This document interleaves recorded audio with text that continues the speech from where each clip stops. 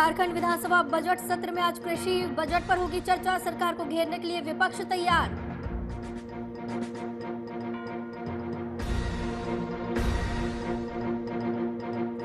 शेखपुरा सिपाही भर्ती में मुन्ना भाई का बोलबाला। महिला कॉलेज से 5 मुन्ना भाई गिरफ्तार। 2808 परीक्षार्थी में 252 परीक्षार्थी रहे अनुपस्थित। मधुपुर उपचुनाव को लेकर सभी पार्टियों की तैयारियां पूरी। मधुपुर उपचुनाव में आरजेडी करेगी गठबंधन का समर्थन। आरजेडी प्रदेश अध्यक्ष अभय सिंह ने दी जानकारी।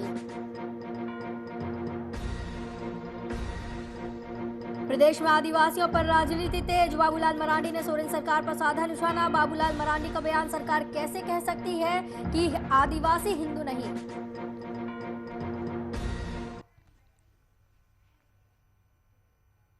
नमस्कार, वीआईपी न्यूज में आपका स्वागत है। आपके साथ मैं हूं आस्था श्रीवास्तव। तो बिहार आज 109वीं वर्षगांठ मना रहा है। इस दौरान जगह जगह कार्यक्रमों का आयोजन किया जा रहा है। लोगों में काफी खुशी का माहौल देखने को मिल रहा है। नीतीश कुमार आपको बता दें कि जगह जगह कार्यक्रम करेंगे और डिप्टी सीएम के साथ बातचीत करेंगे। मधुपुर उपचुनाव के लिए प्रदेश की लगभग सभी पार्टियों ने चुनाव की तैयारियां शुरू कर दी हैं। बता दें कि मधुपुर उपचुनाव के लिए आरजेडी ने भी अपने प्रत्याशी उतारने की बात कही थी, लेकिन प्रदेश अध्यक्ष अभय सिंह ने पिक्चर क्लियर कर दी है कि अब वो गठबंधन का समर्थन करेंगे और प्रचार प्रसार के लिए मधुपुर जाएंगे।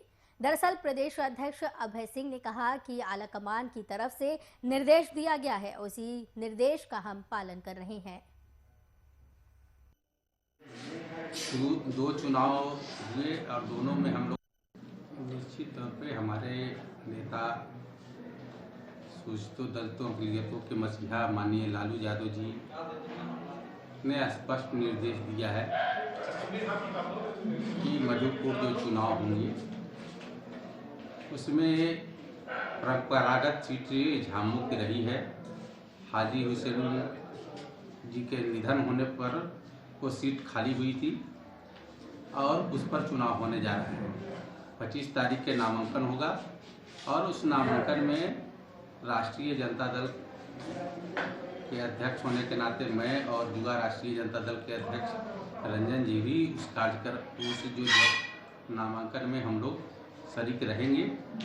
और हम लोग जिस तरह झारखंड में दो चुनाव हुए और दोनों में हम लोगों ने विजय प्राप्त की है, निश्चित तौर पे हमारे नेता सूचित दलितों की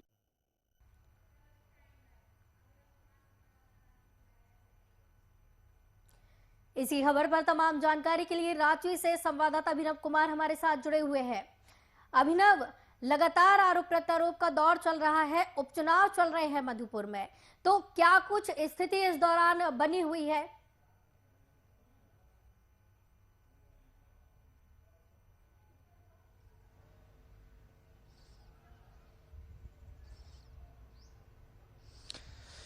देखिए, अभी उपचुनाव नहीं चल रहे हैं, उपचुनाव की तैयारियां चल रही है। आप देखेंगे कि चुनाव आयोग का नोटिस भी आ गया था कि 17 अप्रैल को वहाँ पर जो है चुनाव होने की बात कही गई थी। और अब जो कह सकते हैं कि मतदान भी 17 अप्रैल को होगा। उससे पहले आप देखेंगे कि नामांकन की जो प्रक्रिया है वो अब कह सकते हैं कि शुरू होगी। और मधुपुर अगर उपचुनाव की बात करें तो कह सकते हैं कि जो तैयारियां हैं पार्टियों की वो ज़ोरों पर है। चाहे हम पक्ष की बात कर ले या विपक्ष की बात कर ले, दोनों तरफ से जो है तैयारियां बिल्कुल कर दी गई है। और देखेंगे कि भाजपा के कई नेता भी वहां पर प्रचार प्रसार इससे पहले कर रहे थे। चूँकि कह सकते हैं कि मधुपुर का जो उपचुनाव है ये सीट खाली इसलिए हुई थी कि वहाँ से जो हाजी हुसैन अंसारी उनका निधन हो गया था कोरोना की वजह से, उसके बाद से यह सीट खाली थी। चर्चाएं जोरों पर थी कि कब क्या होगा। और जो आधिकारिक घोषणा है चुनाव आयोग की तरफ से कर दी गई है कि 17 अप्रैल को वहाँ पर जो है मतदान होना है। तो ऐसे में तैयारियाँ बिल्कुल है। देखिए, मधुपुर सीट की बात करें तो एक हॉट सीट बनी हुई है सभी के लिए। जिस तरीके से आप देखेंगे कि चाहे हम बीजेपी की बात कर ले या किसी और यहाँ के प्रदेश की पार्टियों की बात कर ले, सभी के लिए सीट इंपॉर्टेंट है। खासकर अगर हम बीजेपी की बात करें तो बीजेपी के लिए इंपॉर्टेंट इसलिए है चूंकि इससे पहले जो उपचुनाव हुए थे दुमका और बेरमो में शिकस्त देखने को मिली थी भाजपा को। तो शायद इस बार वो इस तरीके से रणनीति बनाए ताकि इस बार का जो चुनाव है जीत सके। शायद यही वजह है कि आप देखें कि बीजेपी जिसके साथ गठबंधन है आजसू के साथ फूक फूक के कदम रख रही है। जहां तक प्रत्याशियों की बात है तो प्रत्याशियों में जो इंफॉर्मेशन है कि कोई भी कैंडिडेट होगा, जो बीजेपी का सूत्रों के हवाले से खबर आ रही है कि जो भी कैंडिडेट होगा ये एनडीए का कैंडिडेट होगा, वो ना तो आजसू का होगा ना बीजेपी का होगा। तो ये देखने वाली बात होगी कि बीजेपी कैसे इन सारी चीज़ों को टैकल करती है मधुपुर उपचुनाव के लिए। हालांकि कई पेज है बीजेपी से भी कई नाम अभी मैं बात करूं तो अभी बैठक भी हुई थी चुनाव समिति की। यहाँ पर जो भी लोग हैं जिसमें बाबूलाल मरांडी हो, धनपाल सिंह हो या प्रदेश अध्यक्ष दीपक प्रकाश हो, ये तीन टीम थी। तीनों ने नाम भेज दिया है। कई नामों पर वहाँ पर चर्चा ही ज़रूर हुई होगी और ये आला कमान जो है उनको भेज दिया गया है। अब आला कमान से निर्देश आएगा कि किसको प्रत्याशी बनाया जाएगा। हालांकि एक जो नाम है अगर हम बीजेपी की तरफ से बात करें तो जो पूर्व प्रत्याशी रहे हैं उनका नाम राज परिवार का नाम सामने आ रहा है। हालांकि सूत्रों के हवाले से खबर आ रही है कि इस बार जो है बीजेपी गंगा नारायण सिंह जो है आजसू पार्टी के हैं, उनको शायद टिकट दे सकती है बीजेपी के टिकट पर। तो ये देखने वाली होगी कि कैसे इन सब सारी चीज़ों को टैकल किया जाता है। ये बहुत इंपॉर्टेंट होगा कि कौन प्रत्याशी होगा वहाँ से। हालांकि अगर हम जेएमएम की बात करें तो जेएमएम ने मधुपुर उपचुनाव के लिए पहले ही जो है बिना विधायकी के जीते हाफिजुल अंसारी को मंत्री बना दिया है। तो जेएमएम ने साफ कर दिया कि प्रत्याशी वही होंगे। और साथ ही साथ जो यहाँ पर अगर गठबंधन की सरकार की बात कर ले तो कांग्रेस उनके सहयोगी है। कांग्रेस ने भी समर्थन देने के बाद कहा है। आरजेडी की बात कर ले तो आरजेडी इससे पहले दावा कर रही थी मधुपुर उपचुनाव के सीट के लिए, क्योंकि वहां पर आरजेडी का जनाधार ऐसा बताते हैं प्रदेश अध्यक्ष।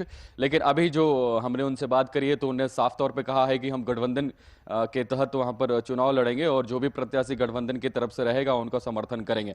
तो एक तरफ तो पिक्चर बिल्कुल क्लियर देखने को मिल रहा है, जहां पर अगर सत्ता पक्ष की बात करें तो सत्ता पक्ष बिल्कुल जो प्रत्याशी वहां पर है हाफिजुल अंसारी, उनके ही चेहरे पर दाव वहां पर होगा और कांग्रेस और आरजेडी का समर्थन होगा। अब पेच फंसा हुआ है बीजेपी की ओर से। बीजेपी चुनाव समिति की बैठक हुई थी, मैंने आपको पहले बताया, और चुनाव समिति की बैठक में निर्णय लिया जा चुका है कि कौन प्रत्याशी होंगे। हालांकि आला कमान को ये चीजें भेजी जा चुकी है। अब आला कमान किस पर मुहर लगाता है ये देखने वाली बात होगी। लेकिन जल्द जो बीजेपी के हवाले से खबर आ रही है कि जल्द ही जो नाम है प्रत्याशी के उसकी घोषणा कर दी जाएगी। तो अब देखने वाली बात होगी किस तरीके से सारी चीजों को बीजेपी टैकल करती है। जी, आरजेडी की तरफ से अगर बात की जाए तो किन नामों पर मंथन किया जा रहा है और क्या कुछ तैयारियां इस दौरान उनकी तरफ से की जा रही हैं?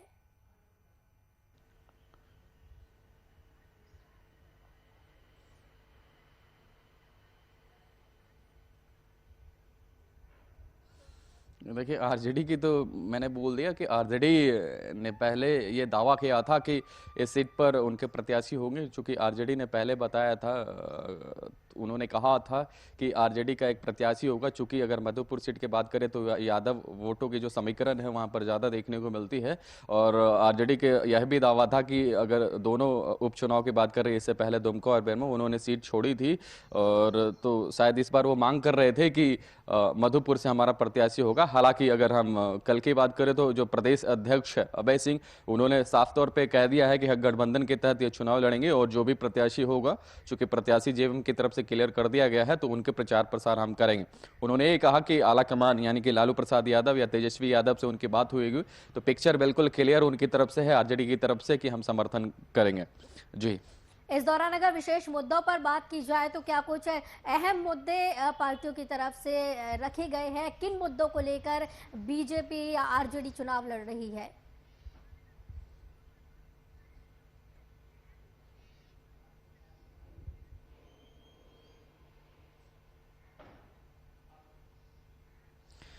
देखिए अगर मुद्दों की बात करें तो सभी, अगर कोई भी चुनाव होता है तो चुनाव में आप देखेंगे कि हर पार्टी अपने अपने तैयारियां बिल्कुल करती है। आप किसी भी चुनाव की बात कर ले, या विधानसभा की बात कर ले, या हम उपचुनाव की बात कर ले, लोकसभा चुनाव की बात कर ले, किसी भी चुनाव की बात कर ले, तो पार्टियां अपने अपने तरीके से बिल्कुल तैयारी करती हैं। चूंकि आप देखेंगे कि अब चुनाव आयोग की तरफ से ये घोषणा कर दी गई कि 17 अप्रैल को वहाँ पर मतदान होना है, और जैसी ये घोषणा हुई होगी उसके बाद से पार्टियों में जोरों पर चर्चा है कि कैसे सारी चीज़ों चीज़ों को मेंटेन किया जाएगा, कैसे चुनाव में रणनीति बनाया जाएगा, कैसे वोटरों को लुभाया जाएगा, ये सारी चीज़ें कवायद जो है शुरू हो जाती है।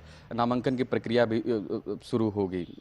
तो कह सकते हैं कि पार्टियों की अगर बात कर ले तो पार्टियां अपने अपने तरीके से तैयारियां बिल्कुल करती है। चूंकि आप अगर हम बीजेपी की बात करें तो बीजेपी के कई नेता, चाहे हम बाबूलाल मरांडी की बात कर ले या केंद्रीय मंत्री जो है मंत्री अर्जुन मुंडा, वो भी वहां पर मधुपुर जो दौरा कर चुके हैं। इससे पहले कई और नेता वहां पर दौरा कर चुके हैं। दीपक प्रकाश की बात कर ले तो दीपक प्रकाश भी वहां पर जो दौरा है वो कर चुके हैं। देखिए, बीजेपी के लिए सीट बहुत ही इंपॉर्टेंट हो गया है। चूंकि इससे पहले देखेंगे बीजेपी के लिए साख की बात इसलिए हो गई है कि दुमका और बेरवा में उपचुनाव हुए थे, वहां पर दोनों सीट जो है बीजेपी ने गंवाई थी। तो शायद इस बार जो है अगर ये सीट, अगर मधुपुर सीट बीजेपी हारती है तो कहीं ना कहीं पार्टी के प्रदेश स्तर पर किरकिरी होगी। तो शायद यही वजह है कि पार्टी जो बीजेपी है बिल्कुल कह सकते हैं कि फूक फूक को कदम रखना चाह रही है। इससे पहले आप देखेंगे कि जब 2019 का विधानसभा चुनाव हुआ था तो आजसू साथ नहीं लड़ी थी। शायद यही वजह है कि बीजेपी की यहां पर सरकार नहीं बनी थी। तो शायद इस बार आप देखेंगे कि बीजेपी बिल्कुल फूक फूक कर यहां पर कदम रखना चाहती है और आजसू के साथ ही गठबंधन करके यहां पर चुनाव लड़ा जाएगा।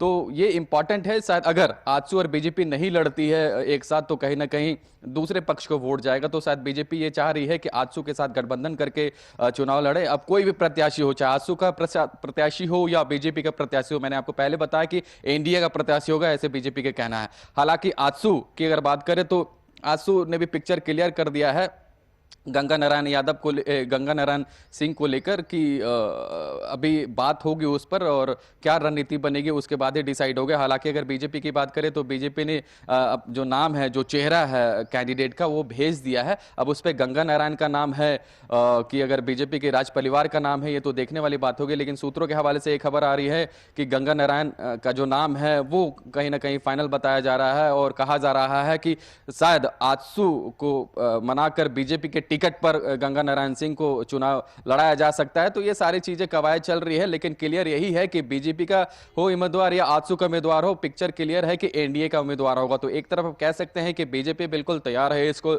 लेकर कि एक साथ हम चुनाव लड़ेंगे। और चूंकि अगर एक साथ चुनाव लड़ेंगे तभी हम जो है दूसरे प्रत्याशियों को हरा सकते हैं। हालांकि अगर हम पक्ष की बात कर ले तो जेएमएम ने पहले ही पिक्चर क्लियर कर दिया है, वहां पर जो है हाफिजुल अंसारी को उतार दिया है। देखिए, अगर मधुपुर चुनाव की बात करें तो कई ऐसे मुद्दे हैं, कई उस मुद्दे को लेकर वहां पर चुनाव लड़ा जाएगा। चाहे सड़क की बात कर ले, बिजली की बात कर ले या पानी की बात कर ले। उस एरिया की बात करें तो सड़क की स्थिति उतनी अच्छी नहीं है जितनी कही जा सकती है। पानी और बिजली की भी स्थिति वहां पर अच्छी नहीं है। तो शायद इन मुद्दों को लेकर वहां पर जो है अलग अलग जो पार्टियां हैं बिल्कुल तैयार है। सब अपने अपने तरीके से दावे और वादे करते हैं। हालांकि जेएमएम ने एक पत्ता पहले ही खेल दिया है, मंत्री बना दिया है और यह संदेश देने की कोशिश की गई कि हमारी सरकार है, पहले ही उनको मंत्री बना दिया गया। तो कहीं ना कहीं वहां के वोटरों को लिवाने की कोशिश होगी।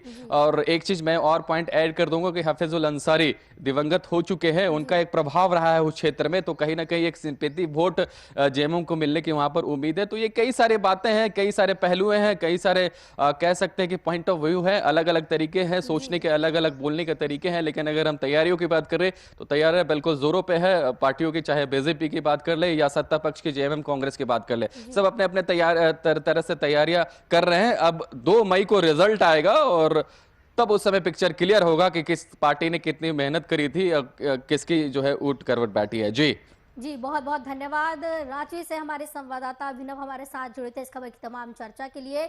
आपको बता दें कि जोरों शोरों से मधुपुर उपचुनाव की तैयारियां चल रही हैं। किसकी मेहनत अब रंग लाती है ये तो आगे 2 मई को ही पता चलेगा।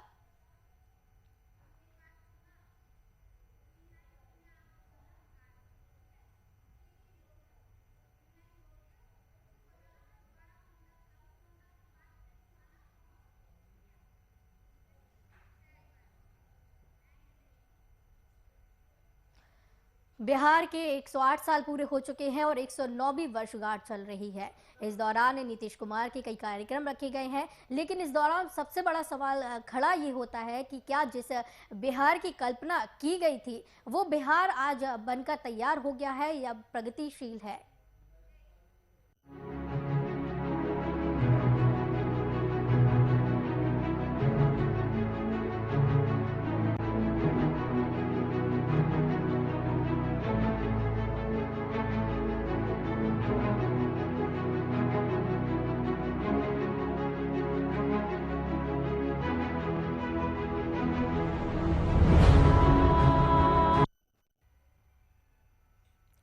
बिहार की गौरवशाली यात्रा महज 109 साल पुरानी नहीं है, इसका अतीत हजारों वर्षों से बेहद समृद्ध रहा है। बिहार ने देश दुनिया को शताब्दियों से रास्ता दिखाया है, कई मोर्चे अब भी दिखा रहे हैं, आगे भी दिखाएगा। पूर्व राष्ट्रपति अब्दुल कलाम ने बिहार की आत्मा में झांक कर देखा था। उन्होंने कहा है कि शिक्षा की स्थिति में अगर सुधार आ जाए तो भारत का नेतृत्व फिर से बिहार करेगा। कलाम के शब्दों को देश भर में फैली इस प्रदेश की मेधा से जोड़कर देखा जा सकता है। बिहार सब जगह है, कश्मीर से कन्याकुमारी तक निर्माण की सभी कहानियों का हीरो है, बुनियाद का पत्थर है, राजनीति का प्रमाण है, नेतृत्व की प्रेरणा है। राज्य को संघर्ष में तपते देखा गया है और आज भी संघर्षरत है। लेकिन एक सवाल जहन में ये आता है कि क्या कभी बिहार विकसित हो सकेगा? क्या बिहार स्थापना दिवस सिर्फ छुट्टी के लिए है? आज सभी शासकीय और अशासकीय जगहों पर अवकाश रखा जाता है, तो एक बड़ा सवाल यहाँ पर यह खड़ा हो रहा है कि ये सिर्फ छुट्टी के लिए ही बना हुआ है क्या? इस खबर पर हमारे साथ सीधे पटना से कुमार गौतम जुड़े हुए हैं। गौतम जी, बिहार का स्थापना दिवस मनाया जा रहा है, 109वीं वर्षगांठ है, तो अब एक बड़ा सवाल ये उठता है कि क्या जिस बिहार की कल्पना की गई थी वो बिहार प्रगतिशील है? आज वहां तक बिहार पहुंच रहा है?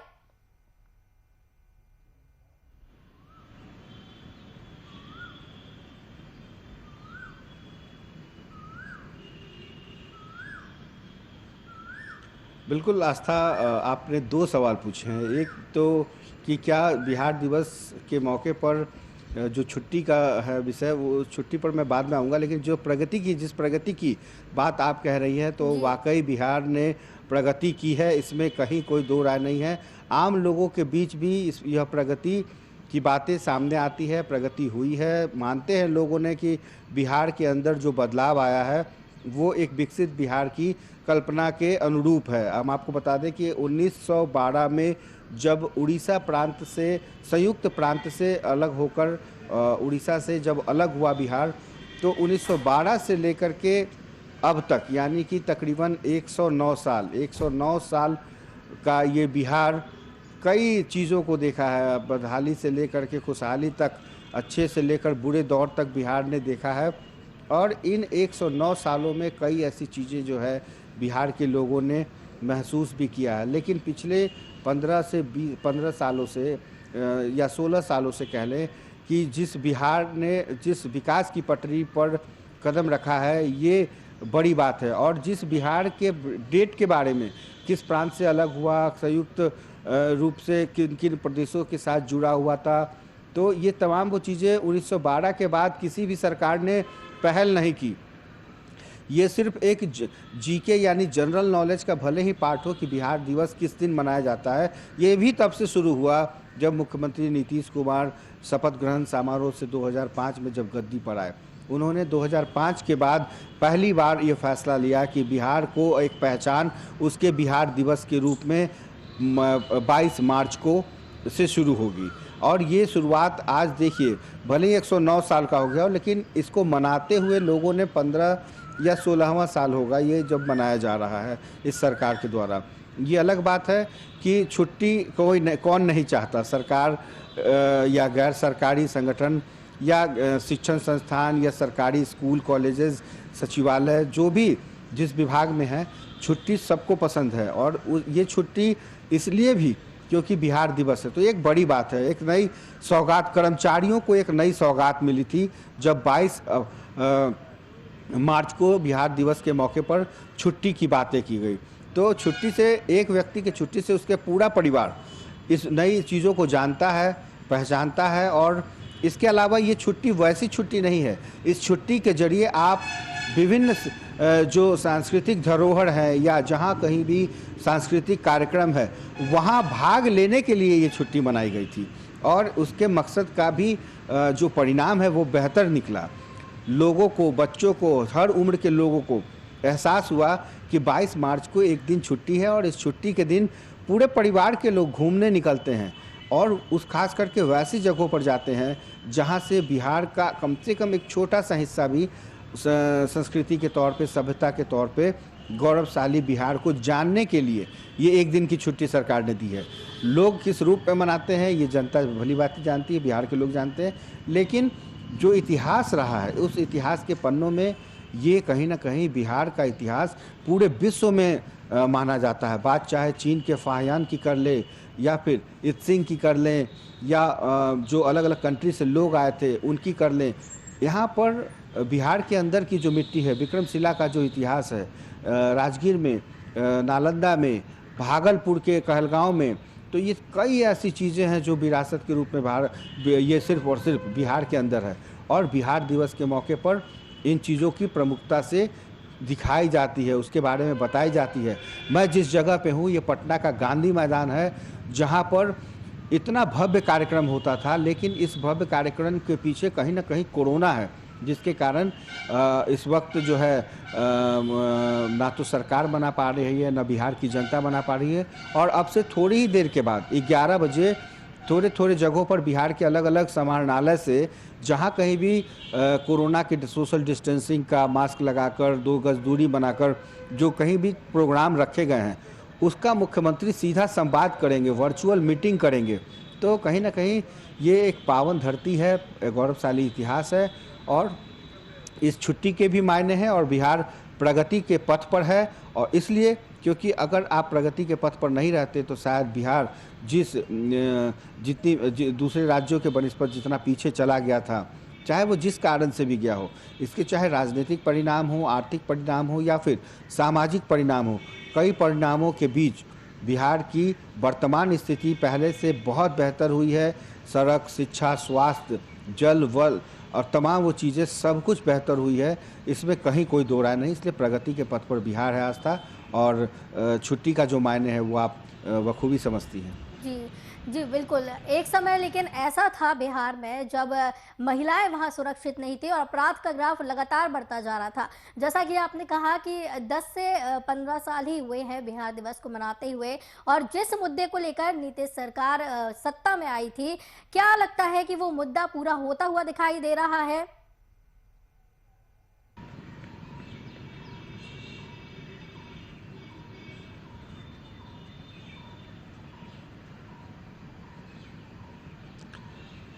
देखिए, मुद्दे और जो ज़रूरत की चीज़ें होती है वो कभी पूरी नहीं होती है। आकांक्षाओं पर का अंत नहीं होता है, इच्छाएं कभी ख़त्म नहीं होती है, इच्छाएं अनंत है। तो ये अलग बात है कि यदि दूसरे हाईटेक प्रदेशों से अगर तुलना करें तो बिहार में अभी भी संभावनाएं असीम है, खास करके शिक्षा के क्षेत्र में, रोजगार के क्षेत्र में, या फिर कई ऐसी चीज़ें हैं जो दूसरे राज्यों के वनिस्पत आज भी बिहार पिछड़ा हुआ बिहार कहलाता है। इसके ऊपर एक जो दाग है, पिछड़ा हुआ बिहार, यदि यही बिहार केंद्र सरकार और राज्य सरकार जो डिमांड कर रही है और केंद्र सरकार यदि मान ले, तो कहीं ना कहीं यदि बिहार विशेष राज्य का दर्जा मिल जाए तो शायद और तेज़ी से प्रगति कर सकता है। क्योंकि महंगाई की मार इतनी ज़्यादा है, यहाँ की जो आय है वो प्रति व्यक्ति आय बहुत कम है, और यहाँ गरीबी रेखा से नीचे रहने वाले लोगों की तादाद भी बहुत ज़्यादा है। बेरोजगारी और पॉपुलेशन के हिसाब से अगर आप इसको अगर अंग्रेजी में समझने की कोशिश करें कि डेंसिटी ऑफ द पॉपुलेशन, जो घनत्व है बिहार का, उसके हिसाब से जो इनकम है वो बेहद कम है। तो सरकार यदि इस जीडीपी को, इस सकल घरेलू उत्पाद को, उसके अंदर औद्योगिक नीति ला करके रोजगार का सृजन कर सकती है, तभी जाकर के बिहार उस प्रगति पर पथ पर बढ़ सकता है जिसकी कल्पना की जा रही है। क्योंकि बिहार के अंदर अगर आप देखिए तो एक जन्म लेने वाला बच्चा अभी भी चमकी बुखार की चपेट में आ जाता है, और स्वास्थ्य विभाग ये कहती है कि लीची ज़्यादा खा लेने से, या तो कहीं ना कहीं एक जो स्वास्थ्य महकमे को थोड़ा और दुरुस्त करना होगा। शिक्षण संस्थान पर अगर आते हैं, अगर वो बच्चा बड़ा हो जाता है तो उसके लिए उसके आसपास की जो सरकारी स्कूल की जो शिक्षा व्यवस्था है वो शायद दूसरे प्रदेशों से बेहतर नहीं है। यही कारण है कि यहाँ सिर्फ और सिर्फ बच्चे मिड डे मील खाने जाते हैं।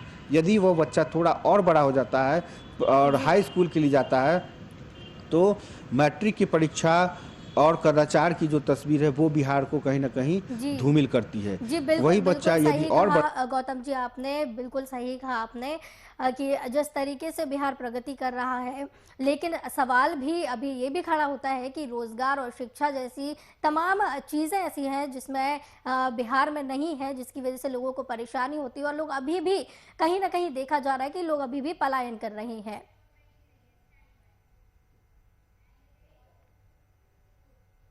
इसी बीच में मधुपुर से इस वक्त की बड़ी खबर आ रही है, जहां पर मधुपुर उपचुनाव में गंगा नारायण सिंह बीजेपी प्रत्याशी होंगे।